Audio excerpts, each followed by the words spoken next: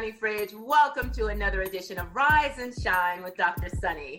Season 2 is dedicated to helping you unleash your inner speaking superpowers.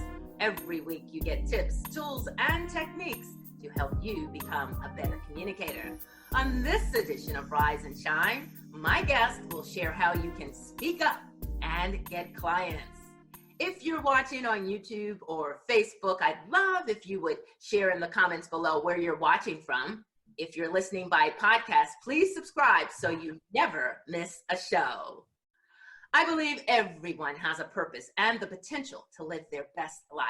Entrepreneurs, speakers, are you ready to take your public speaking skills to a new level? Do you want to get your message out to the audience that you serve? Are you looking to change lives for a living? My guest is Arvee Robinson. For over a decade, Arvee has been successfully training business owners, service professionals, and entrepreneurs how to use public speaking as a marketing strategy to grow their business. Her techniques will help you instantly attract more clients, generate unlimited leads, and grow your business and get your message out to the world every time you open your mouth. Wow. Welcome, Arvee. Thank you. Thank you. So glad to have you. Please just tell us a little bit more about yourself and your mission. I would love to. Well, you see, I didn't set out to be a public speaker, much less a public speaking trainer. It was all by accident. As a matter of fact, my degree is in information systems. I'm half geek. And I went to work right out of college for a company by the name of Deloitte Haskins and Sells, one of the big 8 CPA firms. And my boss came to me, and what they wanted me to do was they wanted me to set up financial accounting systems for small to mid-sized companies and teach these controllers and CFOs how to use them. So I thought to myself, well, you know, piece of cake. I can go out there and tell people about it because I took one speech class in college. I thought I knew everything there was to know about public speaking, but I was very, very wrong. As a matter of fact, I didn't get any clients, no projects, nothing. And you know, I spoke a lot because doors would open, you know, pretty fast with working for a company that size. But I didn't know what I was doing wrong, but I just wasn't getting any results. So then one day, this woman comes up to me at the end of one of my talks, and I thought, oh, I must be getting better. Yay, someone's coming to talk to me, right? And she comes up to me, looks me in the eye, and says, honey, I hate to tell you this. So now I'm thinking, well, then don't, right? But she said, honey, do you know that after every sentence you say okay? And I just looked at her, and the only thing I could think of saying back to her was, okay. And I got it, just like that. I got it that I was the problem. That just because I could flap my jaw, just because I could speak, didn't make me a public speaker. And that's what we see a lot sometimes today. And I learned that I had to respect public speaking like any other industry and get trained, take classes, get coached. And so that's what I did. I went to every seminar I could find. I read every book I could find on it. And as I got better at it, I got better clients. So I would go out and go blah, blah, blah, blah, blah, blah, poof, clients. And I thought to myself, this stuff really works. When you do it right, it really works, and you can get the same results that other people are getting when you know how to do it. So I used it throughout my career, and I would get promotions and raises and, you know, that kind of thing. So I learned how not only to use it to get clients, but use it for upward mobility as well within my firm. And then after about 23 years, I reached the very top that I could go in my CPA firm without being a CPA myself. And that was as a senior manager. So I decided, you know what, it's time to make a change. I was no longer making a difference. I was no longer that trailblazer I was in the 80s. And I ended up just being a manager, you know, supervising staff, and my staff could do things much cheaper than I could do by then. And so I didn't, you know, I just lost the passion for it. So I knew it was time to make a change, but I didn't know what kind of change to make. This was my life, my career. And so I did what any smart girl would do. I prayed about it. And it wasn't long before God gave me the answer. And this is how he said it to me. He said, teach others what I've taught you. That's what he said to me. And I knew what he meant, public speaking. So 16 years ago, I left corporate America, started my own business. And since that time, I've trained over 5,000 people, 5,000 professionals, business owners, but also brigadier generals and teachers and pastors and bishops and you name it, I've taught. And I've given over 3,500 speeches all over the world.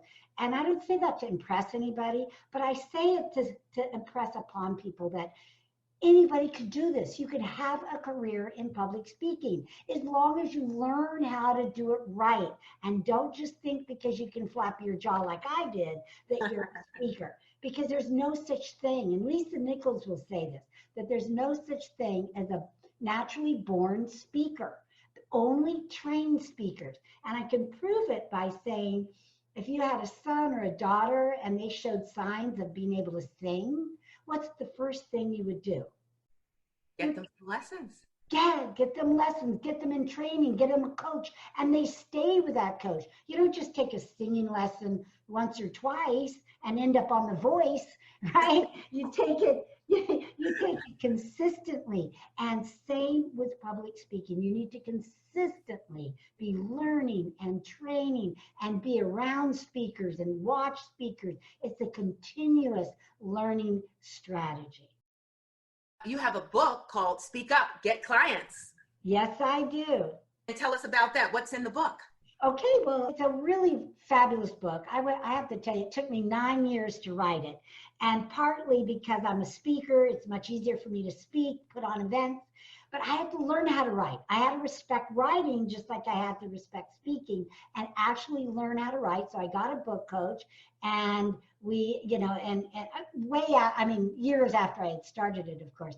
And, but here's the amazing thing. There's 2 chapters in there that wouldn't be in there had I released it sooner. And one of them is the biggest lie about public speaking, the biggest lie. And the other one is how to use speaking and step up as a leader in your industry. But primarily the book is about how to actually use speaking to get clients, generate leads, and grow your business. So that's what the other chapters are about. And I have my system in there. I teach a step-by-step system to create and craft a persuasive presentation that people want to buy. And when I say buy, I'm not just talking about products and services, but buy your ideas, buy your way of thinking, buy whatever it is. Maybe you're not for profit and you want to raise money from the stage. All of that, you need to be persuasive. So there's a lot of techniques on how to become persuasive. I love it. Now, as you said earlier, man, over 5,000 clients, they're from all walks of life. But what's one of the most common challenges that your speakers and entrepreneurs and people that you've come across, what's one challenge that they typically face? The biggest challenge is that they don't know how to craft that presentation. They don't know what to do, when to do it, and even where to go to do it. So when I came out in this public speaking world 16 years ago, I looked for systems, because remember, I came out of the system world, system environment, flow charts and all of that. And there wasn't any. The closest thing I could find to a speaker system was have a beginning and middle and end. But no one ever told you what to put in it. Well, I come along and I tell you exactly what to put in it. Not the words, because they're your words, but how to start that. How to, what's the next step? How to build rapport with your audience, your professional story and where that should go. And then the content. And so I teach people, it's almost like a metaphor of a speech sandwich, where there's 5 steps to building rapport, 5 steps to the close, and your content is in the middle, and it depends on how much time you have as far as how much content that you have. So I teach people a system so it takes the guesswork and the fear out of speaking and replaces it with confidence, and the confidence that they need to step out on stage and give it everything they've got. Love it. Now, you've also mentioned something that I know is really key to your system. I'm reminded of a quote by consultant Nancy Duarte, who says that personal stories are the emotional glue that connect your audience to your message. And you say there are 4 types of stories that every speaker should have. So break it down, Arby. That's right. And so the first one I like to call the professional story, which for some people it's your personal story, but I call it professional because it's that story that earns you the right. If you're going to be using speaking to get clients, it's that story that talks about how you got into the business that you're in. In other words, it earns you the right to be talking about whatever you're talking about. So if it's insurance, if it's financial plan, if it's health coaching, whatever it is, we want to hear how you got into it. And we want to know that, okay, you've earned the right. Now, people love rags to riches stories anyway. They love meth to success. So we want to hear maybe you struggled, and then just like I did, I was a lousy speaker when I started because I thought I could just, one speech class, I thought I knew everything. And I failed and I got embarrassed and, all that. And then I had to make that decision that wasn't going to happen again, that I was going to, get trained. And now, of course, the history speaks for itself. So professional story earns you the right to be there. Some people call it personal story, and I used to, but the personal story is, and you may have personal stories, but that personal story is for a different audience. In other words, if you're going to speak to a group of foster kids and you were a foster child yourself, then that's a more personal story. We're not trying to sell anything. We're trying to touch people's lives. Then we share the personal side of our story. Otherwise, we don't. Is that clear? Yes. Okay. Otherwise, if we're trying to get clients, only professional. And if you were ever telling a personal story, always heel off stage before you bring it on stage. Because if you're crying uncontrollably, that makes the audience feel uncomfortable. Where if you're like brave and you're, fighting it back, boy, that turns on the waterworks on your audience. So, absolutely. I've seen people who haven't healed yet, and then they get there and you feeling sorry for them and almost like, oh my God, you're just watching them unfold on stage. So that's a key point, Arby. It's embarrassing. It's embarrassing for the audience. So the second story you need are success stories. So there's stories about people that have worked with you and had great success. They don't have to be real long. So one of mine is a story about Susanna Rhodes. Susanna, you'd like her if you met her. And she's a great gal. She teaches people how to have reverse mortgages and loans and things. And her business, after working with me, increased 43%. 43% just by working with me and just by adding public speaking as a marketing strategy. So small stories like that talk about how people have succeeded after they've worked with you. The third story is an emotional story. Now, again, it doesn't have to be that crybaby story. I prefer to use funny stories. Funny is an emotion. Funny equals money. So if you can get your audience to laugh a little bit, that's half the battle. Now, a lot of people aren't naturally funny. I'm one of them. I am not funny in terms of that witty funny that some of our friends might be. And so don't worry about that if you say you're not funny. Whatever stories you use, if you get a laugh, make a mental note and use it again. So let me give you an example of that. So my husband is a bum magnet. He's a bum magnet. He's got such a sweet face that bums will come through the parking lot at the supermarket from, far away. They bypass me. I don't even exist. And they go right to my husband and ask him for money. And of course, my husband gives them money.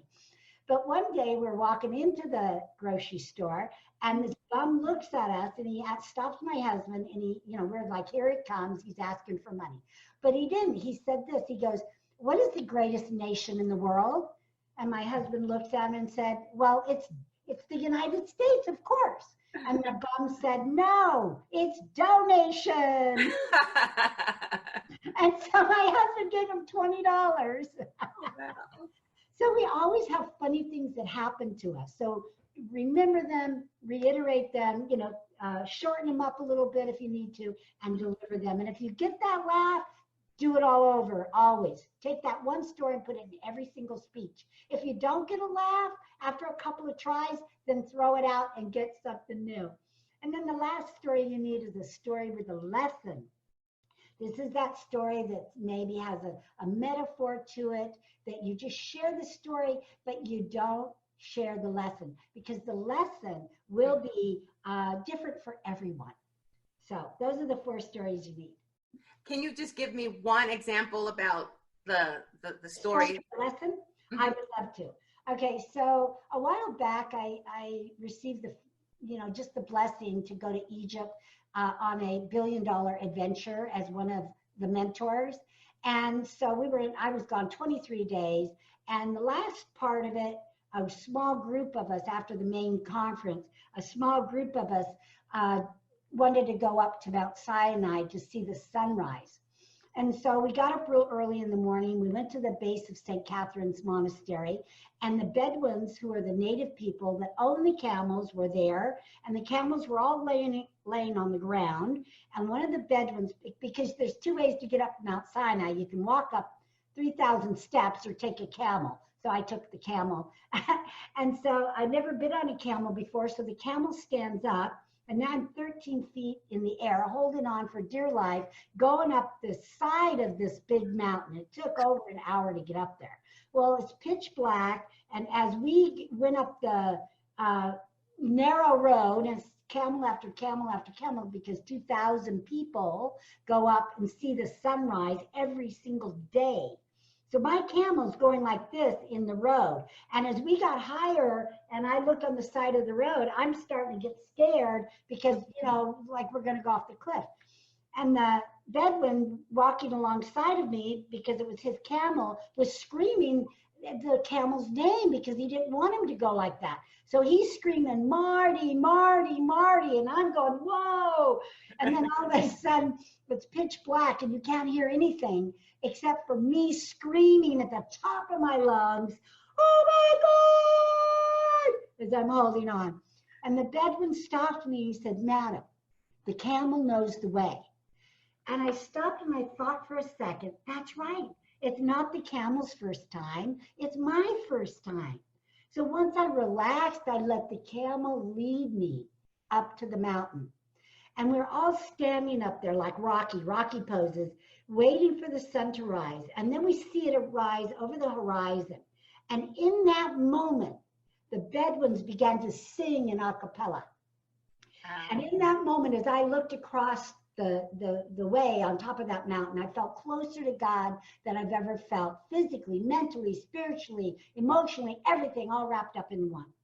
Now, if I had let fear stop me, because I could have got off that camel and ran back, but if I let fear stop me, I wouldn't have had that feeling. I wouldn't have had that experience, nor would I have this great story to tell. Absolutely. And I love that story. I was still trying to process. Did you say $1 billion trip? Oh, yeah, $1 billion adventure. Yeah. Love it. Love it. I'd love to go on one of those. Wow. Now, you also were talking about audiences, and it got me to thinking that many times entrepreneurs and small business owners, they want to get out and speak, but what can they do to make sure that they're speaking to the right audience? How do they find an audience?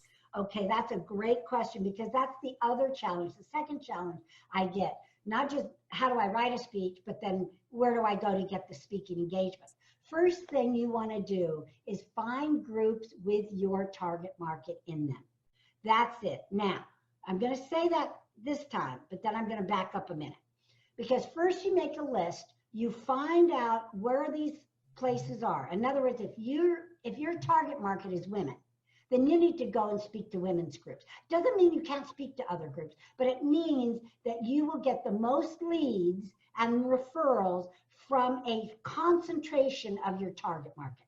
So my target market is business people. So I like to speak at chambers. I like to speak for business networking groups, whether they're men or women groups.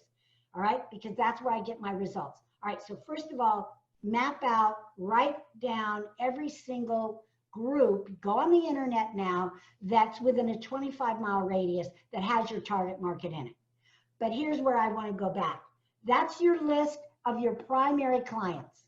But what I want you to do is go to some other groups like service clubs to practice. I want you to find safe places to practice. Save your target market for when you are ready and you've honed that speech, even after you've been trained. So I teach my students, you get trained, you make your list, then you make a secondary list of like Kiwanis clubs or some of these other groups that maybe don't have your target market, because there's no do-overs in public speaking. And if you go to a prime target market, say all women, if that's your group, and you're boring, lousy, or mess up, I'm sorry, but there's no do-overs, and they're not going to invite you back. And they're not going to refer you to their sister clubs either. So make that list, but save it for when you're ready. How are you going to know that you're going to get ready, that you're ready? By the number of people that come up to talk to you at the end of your talk. That's how you know. If nobody talks to you, or if they come up to you and say, that was interesting, you better keep practicing. That is so key. That's excellent. I really appreciate that you shared that tip with our group. And as we run out of time, just give me and the audience 3 more tips that any entrepreneur, whether they're just starting out or they're a seasoned speaker or professional, what can they do as a takeaway to speak up and get clients? All right. Well, there's so many, but the first one that comes to mind is this, and that is public speaking has changed over the years. And if you're a seasoned speaker, you've seen it. If you're a new speaker, you may not have. But here's the major change. Our speaking time is getting shorter and shorter because people's attention span is shorter. So you have to be trained even more now so that you can be concise and get all the powerful information that you want in it. We don't have time to rev up or warm up on stage any longer.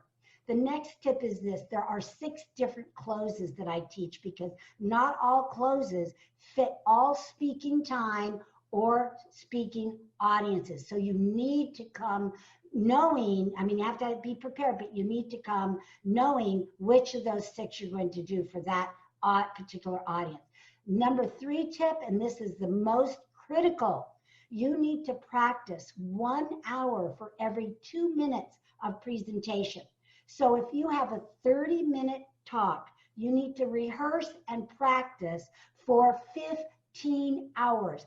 That's how you go from good or mediocre to great. And you've got to put in that time now and do it speaking. In other words, never write out your speech or you become a prisoner of your own words. And that's when you'll freak out and you'll have deer in the headlight look and people will see that. So don't write it out. You want to outline your speech only and then speak it out loud in your office. You don't read it. You don't do it on the drive there in your head. Speaking means you have to speak, just like singing. Singers, guess what? All their practice is singing. Athletes, it's on the field.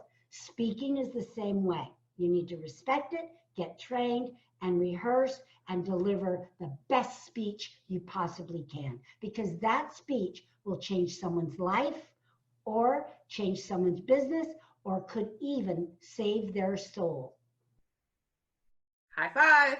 High five. I love it.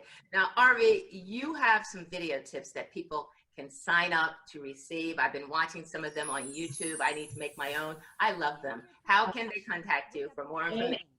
Thank you. Yes, you can go to my website. Now, let me spell my name because it sounds like an R and a V, but it's not. A-R-V-E-E. It's a made-up name from my mom and dad's initials, Ray and Vivian, but they gave me some letters to make it a real name. So it's A-R-V-E-E Robinson.com. So rvrobinson.com is my website. Just sign up there and you will get weekly 30 seconds, so just really short, 30-second video tips, and you will love them. before I let you go, what is it that you love about doing what you do? I've heard you say before, this is what you do. You don't have side hustles or other businesses. This is what you do. Because this changes people's life. Because I believe that everyone has a message to share that only they can share to people that can only hear it from them. And so when I'm a part of that and just spreading that goodwill, good news to, out there, it's just very rewarding. So it's like the ripple effect. So I change lives for a living, but then my students change lives for a living, and so on and so on and so on. So it just feels great. Awesome. And you are so great. Superstar RV Robinson, thank you so much. Mwah. Thank you. That's all the time we have on this edition of Rise and Shine with Dr. Sunny. Again, thank you to my guest, RV Robinson, for telling us how to speak up and get clients. I continue to be blessed by your texts, your emails, and comments on social media to let me know you've been inspired by the amazing stories and the tips from my guests. Shout out to my colleague, coach, speaker, and trainer, Kathy Amos, who is a frequent viewer of Rise and Shine, and she's part of my dream team. Thank you, Kathy, for your support.